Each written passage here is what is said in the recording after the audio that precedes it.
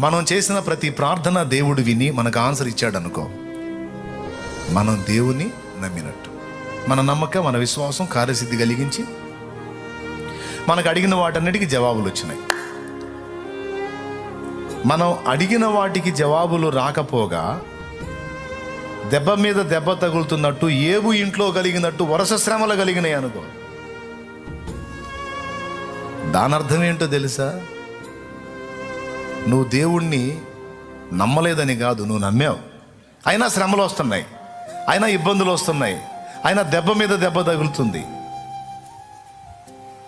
ఎందుకని? నేను దేవుణ్ణి నమ్మక ఇట్లా వస్తుంది అంటే, లేదు నమ్మావు. నువ్వు దేవుణ్ణి నమ్మటం సంగతి అటుంచి, ఇన్ని పరిశోధనలు నీకు వస్తున్నాయి అంటే నిన్ను దేవుడు నమ్మాడు.